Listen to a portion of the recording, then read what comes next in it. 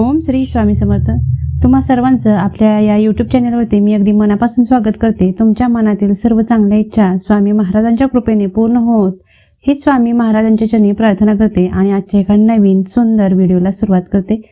तर उद्या आहे सर्वपित्री अमावस्या 14 ऑक्टोबर रोजी आणि उद्या आपल्याला फक्त एक दिवा लावायचा आहे या ठिकाणी की ज्यामुळे आपल्या सर्व पितृ त्रास हा दूर होईल, मुलाबाळांची घराची प्रगती व्हायला सुरुवात होईल. फक्त एक दिवा लावायचा आहे आणि या दिव्यामध्ये ही एक वस्तू टाकायची आहे की ज्यामुळे सर्व प्रकारचा आपला पितरांचा जो त्रास आहे, जन्मजन्मीचे जे पितृदोष आहेत त्यांना शांती लाभेल, पितरांची शांती होईल, पूर्वजांच्या आत्म्याला शांती लाभेल आणि आपल्याला ते भरभरून आशीर्वाद देतील.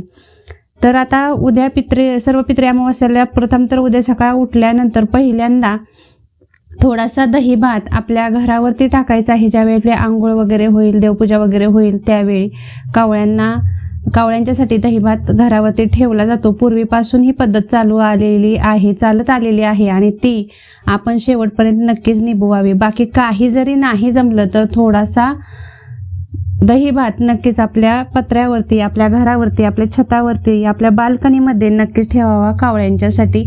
जर उद्या दुपारी ठीक 12 वाजता जमलात तर अतिशय उत्तम, सोन्याहून पिवळं. पण जर तुम्ही ऑफिसला वगैरे जात असाल, एवढा वेळ तुमच्याकडे नसेल तर तुम्ही सकाळी उठल्यानंतर देखील हा उपाय करू शकता. मात्र दुपारनंतर तुम्ही हे करायचं नाही.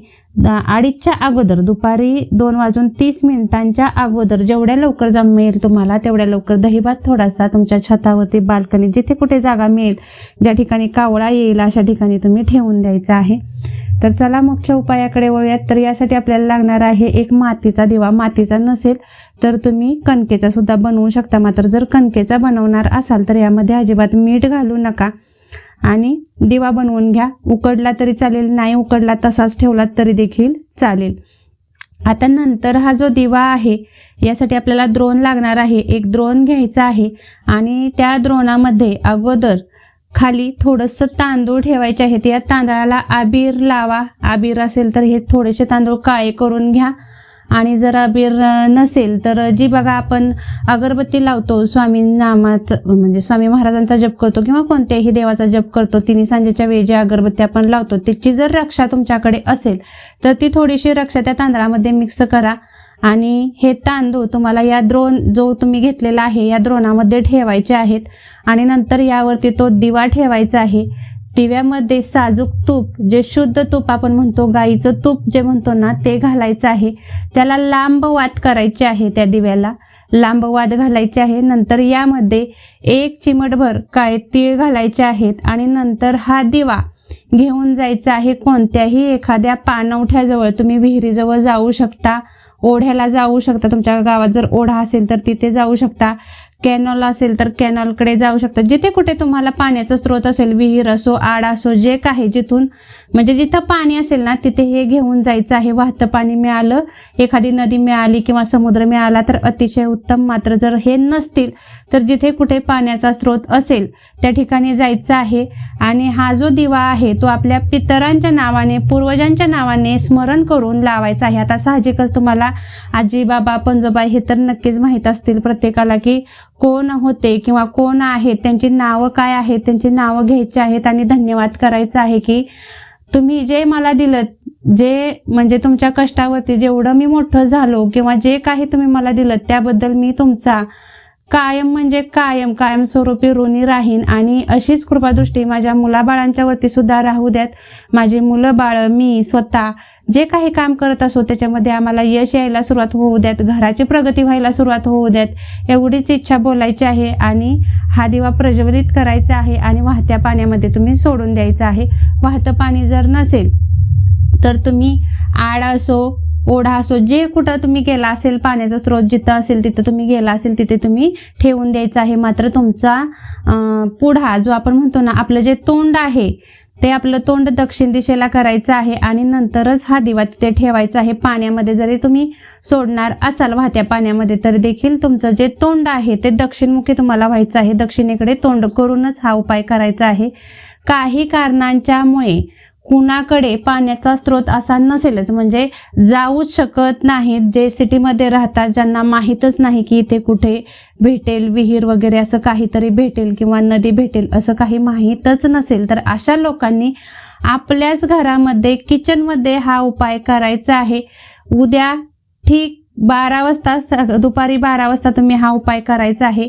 जे जॉबला असतील, जे म्हणजे नाही करू शकणार ठीक 12 वाजता, अशांनी काय करावं, तर अशांनी सायंकाळी 6 ते 7 या वेळेमध्ये हा उपाय करायचा आहे. दोन्ही वेळ मी तुम्हाला सांगितलेली आहे. दोन्ही वेळेपैकी तुम्ही कोणत्याही एका वेळेत हा उपाय करायचा आहे. मात्र पूर्ण श्रद्धेने करा. आता जे घरामध्ये दिवा ठेवणार आहेत त्यांनी दुसऱ्या दिवशी या दिव्याचं काय करावं किंवा या सामग्रीचं काय करावं असा प्रश्न मला बऱ्याच जणांचा येणार आहे. म्हणूनच मी पुढचं उत्तर सुद्धा देते की ज्यावेळी दिवा शांत होईल, म्हणजे आता तुम्ही दिवा लावलायत, दिव्यात कमीत कमी एवढं तूप घाला की जेणेकरून तो दिवा 1 तासभर तरी चालू राहील. आणि जर तुम्ही ओढ्या म्हणजे एखाद्या पाण्याच्या स्रोतमध्ये जाऊन जर हा दिवा वाहत्या पाण्यात सोडणार असाल तर यामध्ये कापूर नक्कीच टाका. कापूर टाकल्याने काय होतं की दिवा विझत नाही अजिबात, त्याला भरपूर प्रमाणामध्ये ऑक्सिजन मिळायला सुरुवात होते आणि दिवा आपला अजिबात विझला जात नाही. निरंतर हा दिवा चालू राहतो जोपर्यंत त्याच्यामध्ये तूप आहे तोपर्यंत. आणि ज्यांनी घरामध्ये हा दिवा ठेवलेला आहे त्यांनी नंतर ज्यावेळी दिवा शांत होईल, आता उद्या हा दिवा अजिबात हलवायचा नाही.